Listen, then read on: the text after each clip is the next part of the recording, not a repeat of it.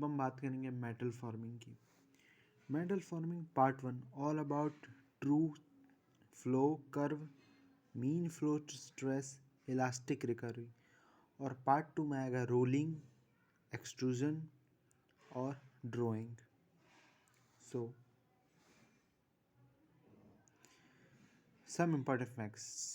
Strongest of all metal, strong मतलब सारी manufacturing जो पड़ी है उसमें सबसे स्ट्रॉन्ग एलिमेंट बनाता है metal forming process. Powder metallurgy, casting, milling, grinding, सबसे स्ट्रॉन्गेस्ट बनाता है मेटल फॉर्मिंग। मेटल फॉर्मिंग में सबसे स्ट्रॉन्गेस्ट बनाता है फोर्जिंग प्रोसेस, और फोर्जिंग में भी सबसे स्ट्रॉन्गेस्ट होता है कोल्ड फोर्जिंग। सो अगर कोई मटेरियल बनाने जो बहुत स्ट्रॉन्ग होना चाहिए, सो उसके लिए यूज कोल्ड फोर्जिंग प्रोसेस, अगर स्ट्रेंथ तुम्हारा क्राइटेरिया है तो। Forging is rolling, casting, powder metallurgy का भी।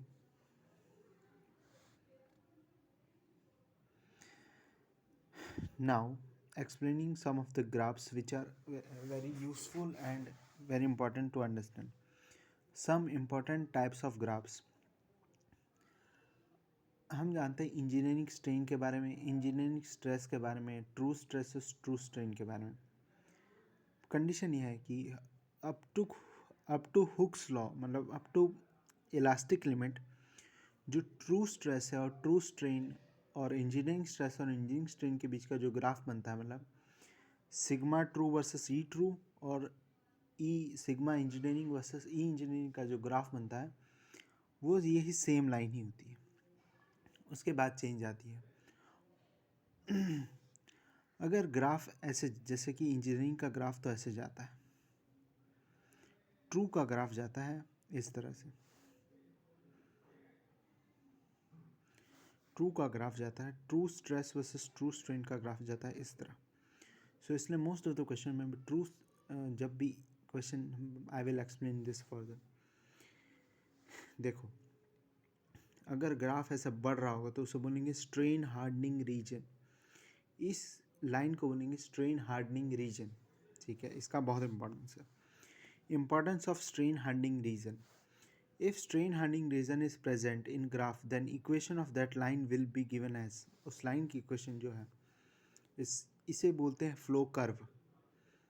और इस फ्लो कर्व की जो इक्वेशन होगी वो होगी sigma T is equal to K epsilon T raise to N.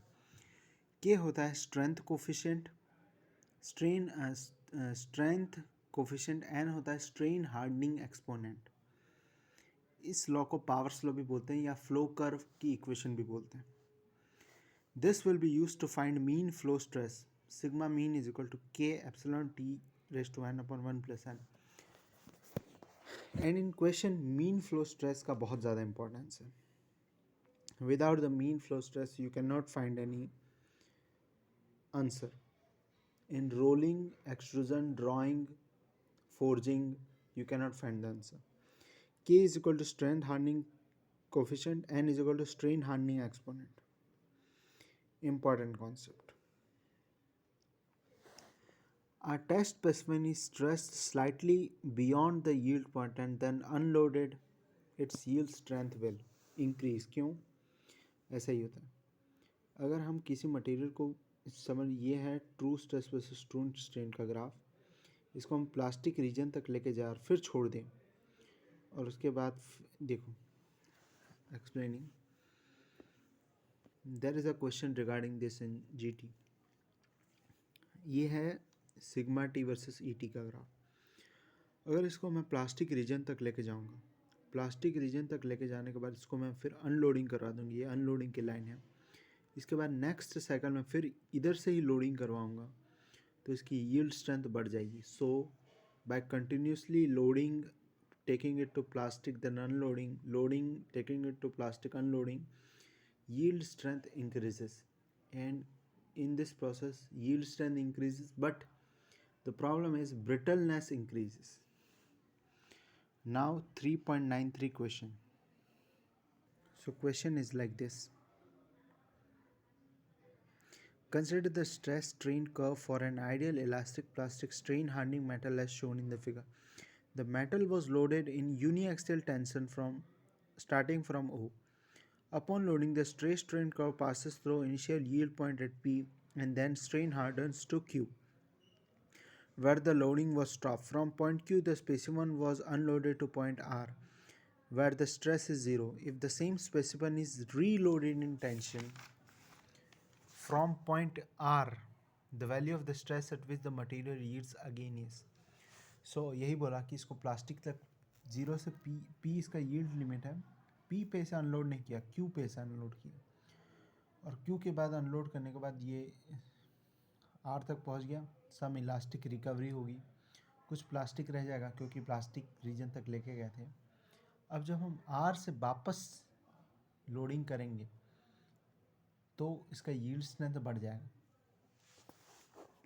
देखो, when material is loaded up to plastic region and then unloaded and then again reloaded, its yield strength increases, as just I said. But the problem with this question is, इसका मतलब ये है load लगाओ up to plastic region, load हटाओ, लगाओ हटाओ, yield strength बढ़ती रहेगी. So the problem with this question is, yes, yield strength will increase, but we cannot quantify up to what will be the next yield strength. So हमारे हिसाब से इसका answer 210 megapascal ही होना चाहिए, क्योंकि हम निकाल नहीं सकते इसकी वजह से. So the answer will be 210 megapascal. Yield strength is greater than 210, but I can calculate, so 210 megapascal. Question, ये जो स्ट्रेस स्ट्रेन का ग्राफ दिया है, ये ट्रू स्ट्रेस ट्रू स्ट्रेन का ग्राफ दिया हुआ है, so no need to worry. जब ऐसे टाइप के क्वेश्चन आएंगे उसमें हमेशा true stress versus true strain का ग्राफ होगा. क्यों?